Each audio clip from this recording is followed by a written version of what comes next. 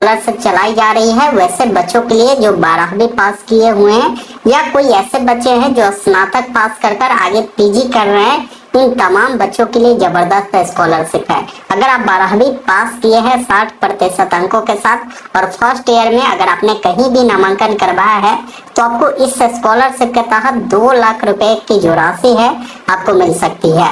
वही कोई बच्चा जो है ग्रेजुएशन कंप्लीट कर चुका है, आगे वो पीजी के प्रथम सेमेस्टर में कहीं भी नामांकन लिए हुए हैं तो वैसे बच्चों को डायरेक्ट 6 लाख रुपए तक का जो बेनिफिट है इस स्कॉलरशिप के तहत मिल सकता है। इस वीडियो में मैं आपको पूरी जानकारी बताऊंगा कि कैसे इस स्कॉलरशिप के लिए आपको ऑनलाइन आवेदन करना है, कौन लोग आवेदन कर सकते हैं, योग्यता, पात्रता, चयन प्रक्रिया कैसा होता है, वो सारी चीजें इस वीडियो में आपको बताई जाएगी। वीडियो को बस ध्यानपूर्वक अंत तक देखिए, पसंद आए तो इसे लाइक और दोस्तों के साथ जरूर शेयर कर दीजिए। चाहते हैं इस प्रकार की लगातार अपडेट आपको मिले तो चैनल को सब्सक्राइब कर लीजिए ताकि आगे भी इस प्रकार की जो भी अपडेट होगा ना आपको मिलता रहेगा। आइए फिलहाल अपने स्क्रीन पर चलकर इस स्कॉलरशिप के बारे में पूरी डिटेल जानकारी बताते हैं। दोस्तों अभी आप देख पा रहे होंगे हम रिलायंस फाउंडेशन स्कॉलरशिप के ऑफिशियल वेबसाइट पर है और इसी वेबसाइट से आप सभी लोग जो है स्कॉलरशिप के लिए अप्लाई कर सकते हैं। यहाँ से आप देखेंगे अंडर ग्रेजुएशन वाले कोर्स के लिए आप अप्लाई कर सकते हैं। मतलब अगर आप 12वीं पास कर अगर ग्रेजुएशन करते हैं जिसमें बहुत सारे कोर्स होते हैं तो इसके लिए आप यहाँ से अप्लाई कर सकते हैं। इसके तहत कौन कौन से कोर्स है तो यहाँ पर देख लीजिए, ये कुछ स्ट्रीम का नाम है जैसे आर्किटेक्चर देखेंगे, आर्ट है, बिजनेस मैनेजमेंट है, कॉमर्स है, computer application, education, engineering, technology, science, law, medical, इन प्रकार के जो कोर्स है अगर आप करते हैं तो आप जो है अंडर ग्रेजुएशन के तहत अप्लाई कर सकते हैं। वही अगर पोस्ट ग्रेजुएशन की बात की जाए तो इसके तहत अगर आप अप्लाई करना चाहेंगे तो इसके तहत आप जो है इस प्रकार के कोर्स करते हैं जिसका नाम आप यहाँ पर देख पाएंगे। इस प्रकार का जैसे master of engineering, master of science, master of science जैसे एमएससी जैसे हम लोग बोलते हैं, जैसे एमटेक हो गया, इस प्रकार के कोर्स करते हैं, एमसीए करते हैं, एम फार्मा करते हैं तो आप इसके तहत अप्लाई कर सकते हैं पोस्ट ग्रेजुएशन के तहत। बाकी मैं इसका जो लिंक है आपको डिस्क्रिप्शन बॉक्स में दे दूंगा। इस वेबसाइट पर आएंगे तो यहाँ पर आप इसके बारे में पूरी जानकारी भी आप समझ सकते हैं। क्लिक हेयर पर जब क्लिक करेंगे तो आपको जानकारी मिलेगी किसी स्कॉलरशिप के तहत राज्य के आप किसी भी यूनिवर्सिटी से पढ़ाई करते हैं तो आपको इसका बेनिफिट मिल सकता है। बाकी इसके तहत 5000 लोगों को जो है सिलेक्शन किया जाता है और 2 लाख रुपए तक का जो स्कॉलरशिप अमाउंट है आपको मिल सकता है। बाकी आप और भी डिटेल जानकारी जानना चाहते हैं तो यहाँ पर जब आप क्लिक है टू अप्लाई पर क्लिक करेंगे तो आपको पूरी जानकारी इस स्कॉलरशिप की एलिजिबिलिटी क्राइटेरिया को लेकर बताया है कि आप कम से कम जो है 12वीं पास होने चाहिए 60% अंकों के साथ और आप अभी जो है 25-26 में फर्स्ट ईयर में कहीं ना कहीं एडमिशन लिया है तभी आप इसके लिए अप्लाई कर सकते हैं। फुल टाइम डिग्री के लिए आप अप्लाई मतलब एडमिशन लिया तभी आप अप्लाई कर पाएंगे। बाकी आपकी जो भी पारिवारिक इनकम है 2.5 लाख रुपए तक होने चाहिए, इससे कम होने चाहिए तो प्राथमिकता आपको मिलेगा। लेकिन अगर आपकी इनकम 15 लाख तक है फिर भी आप अप्लाई कर सकते हैं। अब इसमें सिलेक्शन प्रोसीजर जो होता है एप्टीट्यूड टेस्ट होता है, वो देने के बाद ही आपका जो है इसमें चयन प्रक्रिया होता है, ये ध्यान रखिएगा। बाकी यहाँ पर बताया है कि इन प्रकार के छात्र जो है पात्र नहीं होंगे जो अभी सेकेंड ईयर में होंगे, ये विशेष तौर पर ध्यान रखेंगे। तो सारी चीजों को समझने के बाद एक ऑप्शन मिलता है आपको क्लिक है टू अप्लाई का। अगर आपको यूजी कोर्स के लिए अप्लाई करना है तो वही आप पीजी के लिए अप्लाई करना चाहते हैं तो यहाँ से करेंगे, ये ध्यान रखिएगा। तो चलिए मैं यूजी कोर्स के तहत अप्लाई करने का प्रोसेस दिखाता हूँ। क्लिक है टू अप्लाई पर क्लिक करेंगे, ये पॉपअप आएगा जिसमें बोलता है आपको कि आप 12वीं कक्षा 60% अंकों के साथ पास है तो आप इस चेक बॉक्स पे टिक करेंगे। बाकी क्या आपकी परसेंटेज है 12वीं में वो जानकारी आपको बताना है। फिर यहाँ पर आपको बताना है अभी जो आप ग्रेजुएशन कर रहे हैं उसमें कौन सा आपका स्ट्रीम है। आपका जो भी स्ट्रीम होगा ना यहाँ से एक बार देख लीजिएगा, आप अपने अकॉर्डिंग अपने स्ट्रीम को सिलेक्ट करेंगे। उसके बाद यहाँ से डिग्री आपको बताना है कि आप कौन से कोर्स कर रहे हैं वो आप यहाँ से सिलेक्ट करेंगे। जो भी आप यहाँ से स्ट्रीम चुनेंगे ना उसके अकॉर्डिंग आपको यहाँ पर डिग्री जो है अलग अलग आपको देखने को मिल सकता है, आप एक बार जरूर देख लीजिएगा। अब जो भी कोर्स आप करते हैं ना उस कोर्स का नाम यहाँ पर देख लीजिएगा। अगर इसमें नाम मिले तो आप यहाँ से इस स्ट्रीम को चेंज कर भी देखेंगे तो आपका कोर्स यहाँ पर मिल जाएगा। उस कोर्स को सिलेक्ट करेंगे जो अभी वर्तमान में आप कर रहे हैं। अब जो कोर्स करते हैं उसका ड्यूरेशन क्या है, 3 साल वाला है या 4 साल वाला है या 5 साल वाला है, आप अपने अकॉर्डिंग उसको चयन करेंगे।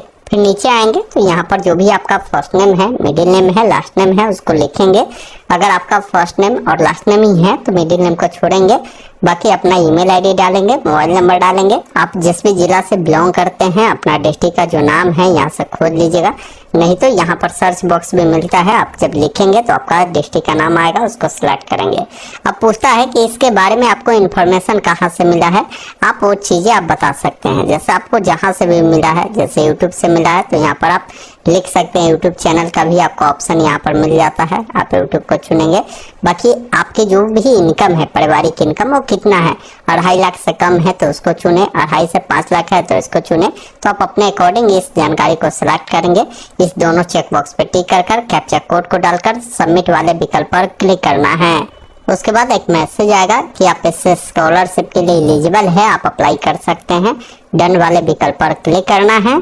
उसके बाद आपके सामने ये लॉगिन डैशबोर्ड आएगा। अब यहाँ पर यूजर नेम और पासवर्ड मांगा जाता है। ये यूजर नेम और पासवर्ड जो है आपने जो भी ईमेल आईडी दिया है ना, उस ईमेल आईडी पर भेज दी गई होगी। वैसे यूजर नेम जो है आपका ईमेल आईडी होता है। आपको एक 1 टाइम पासवर्ड मिला होगा, उस पासवर्ड को डालकर लॉगिन करना है। इस प्रकार आप लॉगिन होते हैं। आप यहाँ से ओके वाले विकल्प पर क्लिक करेंगे। अब यहाँ पर क्या है ना कि अभी जो नया पासवर्ड आपको मिले हैं ईमेल पर उसको डालें। अब यहाँ पर आपको उस पासवर्ड को बदलना है, तो फिर नया पासवर्ड जो आप रखना चाहते हैं उस पासवर्ड को रखेंगे, उस पासवर्ड को दोबारा डालेंगे। फिर आपके नंबर पर ओटीपी गया होगा, ओटीपी को डालकर चेंज पासवर्ड पे क्लिक करेंगे। पासवर्ड बनाते समय ये ध्यान रखिए, एबीसीडी का बड़ा अक्षर, छोटा अक्षर, कोई भी सिंबल, कोई भी अंक आपको जरूर उपयोग करना है, ये विशेष तौर पर ध्यान रखेंगे। उसके बाद आपका पासवर्ड चेंज होता है। पुनः अपना यूजर आईडी जो नया पासवर्ड आपने सेट किया है उससे डालकर लॉगिन करना है। अब आपके नंबर पर ओटीपी गया होगा, ओटीपी को डालकर सबमिट वाले विकल्प पर क्लिक करना है। सबमिट पे क्लिक करते ही आपके सामने टर्म एंड कंडीशन आएगा, इसको आई एग्री करना है। उसके बाद आपका एप्लीकेशन नंबर मिलेगा। अभी एप्लीकेशन स्टेटस इन प्रोसेस में है और यहाँ पर देखेंगे ना एक ऑप्शन आपको दिए गए हैं फॉर्म को भरने के लिए, कंटिन्यू एप्लीकेशन का, जिस पर आपको क्लिक करना है, जिसमें फॉर्म को आपको 5 स्टेप में आपको भरने होंगे, ये ध्यान रखिएगा। बाकी आपका कुछ जानकारी पहले से फिलअप रहेगा। जहाँ पर भी ये रेड में स्टार बना है ना, वो जानकारी आपको देना ही देना है। जहाँ पर भी नहीं बना है उसको आप स्किप कर सकते हैं। यहाँ पर जेंडर पूछता है, लड़का है तो मेल, लड़की है तो फीमेल चुने, कोई एडिशनल नंबर है तो आप दे सकते हैं। इसके अलावा जो भी आपका डेट ऑफ बर्थ है यहाँ पर कैलेंडर मिल जाएगा। सबसे पहले जो भी आपका साल हो ना, आप साल को यहाँ से सिलेक्ट करेंगे। जो भी आपका महीना हो, जो भी डेट हो, इस प्रकार आप उसको चयन करेंगे। उसके बाद पूछता है कि आपका जो जन्म हुआ है वो कहाँ हुआ है, उस डिस्ट्रिक्ट का नाम जो है आप यहाँ पर लिखेंगे। तो यहाँ पर डिस्ट्रिक्ट का नाम जैसे ही सर्च करेंगे तो डिस्ट्रिक्ट का नाम आ जाएगा। रिलीजन पूछता है किस धर्म से आप बिलोंग करते हैं वो बताएंगे। बाकी आपका जो भी लैंग्वेज होगा ना, वो लैंग्वेज आप यहाँ से सेलेक्ट करेंगे। नीचे आना है, अगर आप दिव्यांग है तो इस पर करके तो बताएं, नहीं तो नॉट अप्लीकेबल वाले विकल्प को चुने। अब यहाँ पर एड्रेस पूछ रहा है, जिसमें करेंट एड्रेस पूछ रहा है। करेंट एड्रेस का मतलब अभी आप जहाँ रह रहे होंगे वो एड्रेस लिखेंगे। एड्रेस 1 में अपना विलेज, एड्रेस 2 में अपना पोस्ट ऑफिस, एड्रेस 3 में पुलिस स्टेशन, पिन कोड, अपना एरिया का नाम, डिस्ट्रिक्ट, स्टेट, पिन कोड आप यहाँ पर देंगे। बाकी आपका जो भी परमानेंट एड्रेस और करेंट एड्रेस समान है तो इस चेक बॉक्स पर टिक करेंगे। दोनों फिल होगा, अलग अलग है तो अलग अलग जानकारी को आपको फिल करना होगा। फिर नीचे आएंगे, फैमिली का डिटेल आपको ऐड करना है, जिसमें पूछा गया है कि आपके परिवार में कितने नंबर ऑफ मेंबर है आपको लेकर। मतलब मान लीजिए आप अगर 2 भाई बहन हैं और आपके 2 माता पिता हैं तो 4 लोग हुए आपको लेकर। तो आप बताएंगे कि आपके लेकर कितने व्यक्ति हो रहे हैं। उसके बाद यहाँ पर आपको बताना है कि आपको लेकर आपके परिवार में कितने लोग पढ़ने वाले हैं, वो जानकारी आप यहाँ पर बताएंगे। अब यहाँ पर आपको बताना है कि आपके परिवार में आप पहला पर्सन है जो अभी यूनिवर्सिटी में पढ़ाई कर रहे हैं, मतलब ग्रेजुएशन कर रहे हैं, या आपसे पहले भी कोई भाई बहन किए हैं, आप सेकंड है, या हो सकता है आप थर्ड हो या उससे अधिक हो, तो वो चीज़ें आप यहाँ पर बता सकते हैं। उसके बाद नीचे आएंगे, अगर आप के मान लीजिए माता या पिता में से किसी की मृत्यु हो चुकी है तो आप सिंगल चाइल्ड होंगे, तो इस प्रकार के है सिंगल पेरेंट के चाइल्ड, तो आप बताएं, नहीं तो नो करें। उसके बाद यहाँ पर पूछता है कि कोई ऐसे बच्चे हैं जिनकी मान लीजिए पिता या माता की मृत्यु हो चुकी है तो उसको चुने, या दोनों की मृत्यु हो चुकी है तो बोथ चुने। अगर किसी की भी मृत्यु नहीं हुई है तो यहाँ से आप नो वाले विकल्प पर क्लिक कर देंगे। बाकी नीचे आएंगे तो आपको क्या है ना कि अपने जो फैमिली मेंबर है उन सबके बारे में जानकारी देना है और आपके बारे में भी जानकारी देना है, क्योंकि आपने यहाँ पर बताया कि मेरे फैमिली में 5 लोग हैं। तो 5 लोग में सबसे पहला है कि सेल्फ, माने यानी कि आपको अपना नाम यहाँ पर लिखना है, साथ में आपकी जो क्वालिफिकेशन है वो कहाँ तक है वो बताना है, ऑक्यूपेशन आपको बताना है कि आप क्या करते हैं। उसके बाद आपकी जो भी इनकम है फैमिली का वो आप एनुअल इनकम बताएंगे। उसके अलावा रिलेटिव में जैसे आपके मदर है, मदर का नाम, उनका क्वालिफिकेशन कहाँ तक है, क्या करती है, क्या इनकम है उनका वो बताएंगे। फिर फादर का नाम, उनका क्वालिफिकेशन, पैसा और कितना इनकम है वो बताना है। इसके अलावा आपके जो भाई बहन है तो आप उसका भी नाम, क्वालिफिकेशन, पैसा और इनकम बताएंगे। और आपके अगर मान लीजिए सिस्टर है तो उसका भी जानकारी आप बताएंगे। मतलब जितने लोग को यहाँ पर ऐड करते हैं उन सबकी जानकारी आपको यहाँ पर देना है। उसके बाद सेव फैमिली डिटेल पर आपको क्लिक करना है। उसके बाद नीचे आएंगे, आपके जो गार्जियन है, मान लीजिए गार्जियन के तौर पर अगर आप पिता चुनते हैं या माता चुनते हैं तो उसको सेलेक्ट करें, उनका नाम, उनका जो भी मोबाइल नंबर है, ईमेल आईडी है, एड्रेस है वो आपको देना है। साथ में पिन कोड देना है, एरिया देना है, डिस्ट्रिक्ट, स्टेट आपको देखने को मिल जाएगा, क्योंकि ये कॉन्टैक्ट नंबर मांग रहा है आपके पेरेंट का, वो देकर यहाँ से सेव एंड कंटिन्यू पर क्लिक करना है। उसके बाद आप अगले स्टेप में आते हैं जहाँ पर एकेडमी की जानकारी देनी है। एकेडमी का मतलब है कि आपने जो पढ़ाई किया है, जैसे पहले 10वीं किया होगा तो 10th को चुनेंगे, 10th आपने किस साल पास आउट किया है और पासिंग ईयर चुनेंगे, कौन सा बोर्ड से आपने 10वीं पास आउट किया है बोर्ड का नाम चुनेंगे। साथ में यहाँ पर आपको बताना है कि आपका जो मीडियम है वो क्या था, वो चीज़ें आप यहाँ पर बताएंगे। साथ में जो भी इंस्टीट्यूट का नाम है, मतलब स्कूल का जो भी नाम रहा होगा ना, स्कूल का नाम लिख दीजिएगा। वो स्कूल किस राज्य में था वो आपको बताना है, जहाँ से 10वीं किया है, किस जिला के तहत वो आता है, वो जिला को सिलेक्ट करना है। जो भी मैक्सिमम मार्क्स था, मतलब कुल कितने का एग्जाम हुआ था, उसमें आपको कितने नंबर मिले थे वो आपको बताना है और परसेंटेज जाएगा। उसके बाद इसको सेव करेंगे तो यहाँ पर आपकी वो डाटा सेव होगा। इसी अकॉर्डिंग आपको 12th की भी जानकारी बताना है कि 12th आपने कब पास किया है, किस बोर्ड से आपने पास आउट किया है, मीडियम 12th में आपका क्या था वो आपको बताना है, स्ट्रीम क्या था, साइंस, आर्ट, कॉमर्स आपने लिया था वो बताएंगे। जो भी आपका इंटर का कॉलेज होगा, कॉलेज का नाम लिख दीजिएगा। बाकी यहाँ पर आपको बताना है कि वो इंटर का कॉलेज आपका किस राज्य का था, किस जिला का था, वो जिला आपको सिलेक्ट करना है। कुल कितने का एग्जाम हुआ था, उसमें आपको कितने नंबर मिले हैं वो बताकर इसको भी आपको सेव करना है। फिर नीचे आना है, यहाँ पर आप देखेंगे ना ग्रेजुएशन के बारे में जानकारी पूछता है। आपने बताया है कि ग्रेजुएशन आप इस डिग्री को कर रहे हैं तो ये इस डिग्री के बारे में बताएंगे। यहाँ पर डिग्री प्रोग्राम पूछता है, इसका मतलब है कि आप कौन से सब्जेक्ट से वो डिग्री कर रहे हैं। यहाँ पर देखेंगे सभी सब्जेक्ट का नाम मिलेगा, जिससे भी आप कर रहे हैं वो आप सब्जेक्ट सेलेक्ट करेंगे।